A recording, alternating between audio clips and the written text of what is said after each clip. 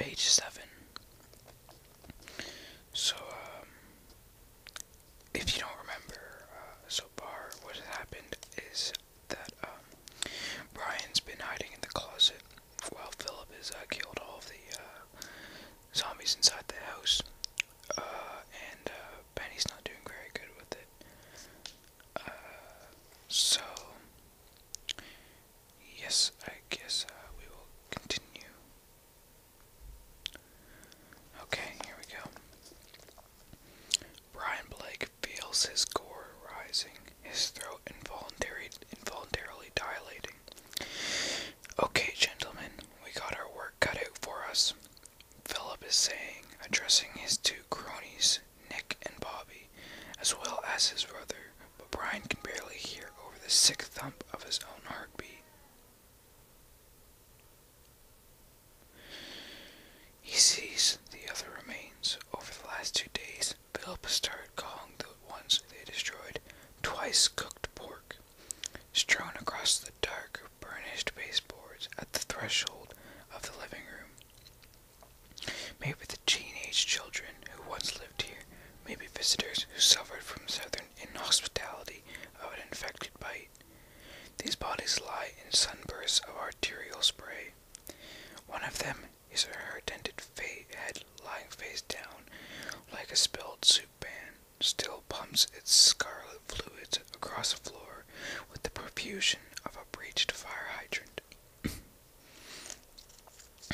A couple of others still have the small hatchet blades embedded in their crania, sunk down to the hilt like flags of explorers triumphantly stuck in once unobtainable summits.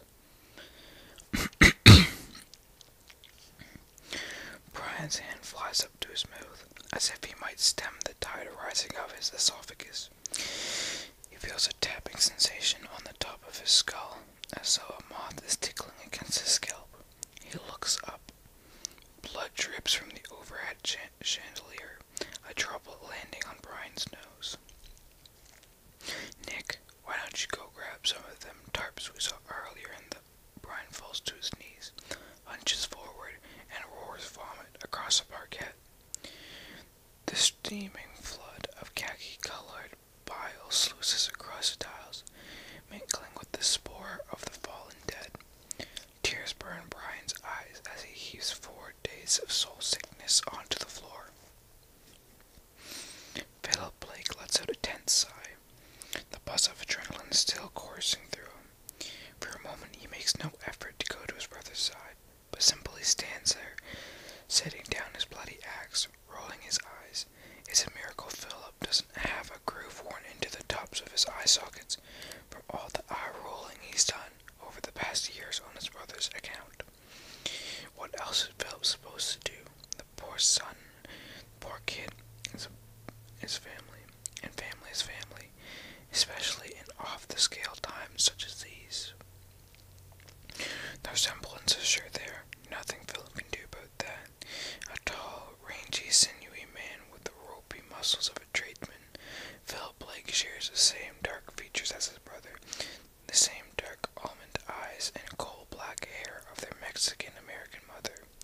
Mama Rose's maiden name was Garcia, and her features had dominated the lineage over the boy's father, a big, coarse alcoholic of Scots-Irish descent named Ed Blake. But Philip, 3 years younger than Brian, had gotten all the muscle. Oh, I'm sorry for 1 second. Okay. He now stands over 6 feet tall in his faded jeans, work boots, and chambray shirt, with the Fu Manchu mustache and jailhouse tats of a biker, and he is about to move his imposing figure over to his reaching brother, and maybe say something harsh, when he stops himself, hears something he doesn't like coming from across the vestibule. Bobby Marsh, an old high school pal of Philip's, stands near the base of the staircase, wiping an axe blade on his size XXL jeans. A portly 32-year-old junior college dropout, his long, greasy brown hair pulled back into a rat tail. Bobby Marsh Marsh is not exactly obese, but definitely overweight. Definitely the type of guy his Burke County High classmates would call a butterball. He now jiggles with nervousness, edgy, belly-shivering laughter as he watches Brian Blake vomit. The giggling is colorless and hollow, the sort of tick that Bobby cannot seem to control. The anxious giggling has started 3 days ago when one of the first undead had lumbered out of a service bay at the gas station near Augusta Airport. Clad in blood-soaked overalls, the grease monkey shuffled out of the hiding with a trail of toilet paper on his heel, and the thing had tried to make a meal out of Bobby's fat neck before Philip had stepped in and clobbered the thing with a crowbar.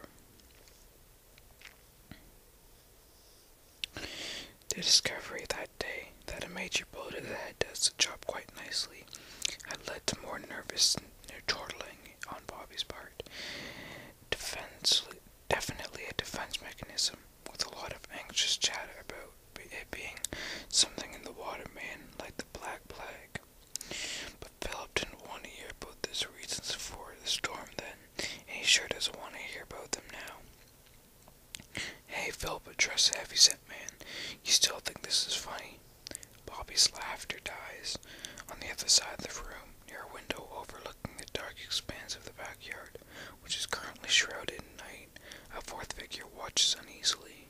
Nick Parsons, another friend from Philip's wayward childhood, is in a compact, lean 30-something with the kind of prep school grooming and marine-cut hair of an eternal jock. The religious one of the bunch, Nick has taken the longest to get used to the idea of destroying things that were once human. Now his khakis and sneakers are stippled with blood, and his eyes burn with trauma as he watches Philip approach Bobby. Sorry, man, Bobby mutters. My daughter's in there, says Philip, coming nose to nose with Marsh.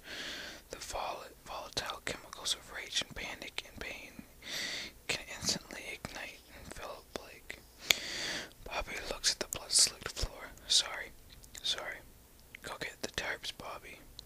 6 feet away, Brian Blake still on his hands and knees. I apologize. Now where were we? Yes, 6 feet away, Brian Blake still on his hands and knees, expels the last of his stomach contents, and continues to dry heave. Philip goes over to his older brother, kneels by him. Let it out. I'm up. Brian croaks, sniffling, trying to form a complete thought. Phil gently lays a big, grimy, calloused hand on his brother's hunched shoulders. It's okay, bro. Just let it all out. I'm sorry. It's alright. Brian gets himself under control, wipes his mouth with the back of his hand.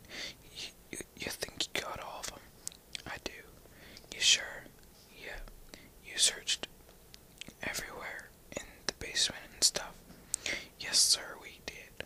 All the bedrooms, even the attic. Last one came out of hiding at the sound of that cough, loud enough to wake the dead. Teenage girl tried to have one of Bobby's chins for lunch. Brian gulps down a raw, painful swallow. These people, they lived here. Philip sighs. Not anymore. Brian manages to look around the room and gazes up at his brother. Brian's face is wet with tears, but they were like a family. Philip nods.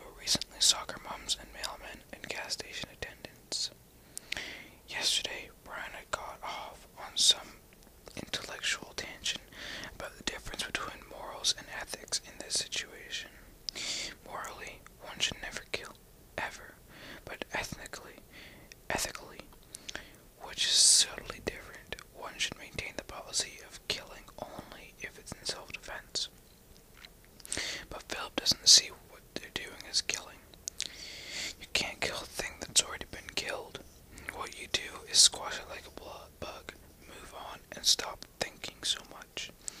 The fact is, right now, Philip isn't even thinking about the next move his little ragtag group will make, which is probably going to be entirely up to him. He has become the de facto leader of this bunch, and he might as well face it. Right now, Philip Blake is focused on a single objective, since the nightmare started less than 72 hours ago, and folks started turning. For reasons noted, he had been able to figure out all that Philip Blake has been able to think about is protecting Penny. It is why he got out of his hometown, Waynesboro, 2 days ago. A small farming community on the eastern edge of central Georgia. The place had gone quickly when folks started dying and coming back. But it was Penny's safety that had ultimately convinced Philip to fly the coop. It was because of Penny he had enlisted the help of his old high school buddies, and it was because of Penny he had set out for Atlanta, where, according to the news, refugee centers were being set up.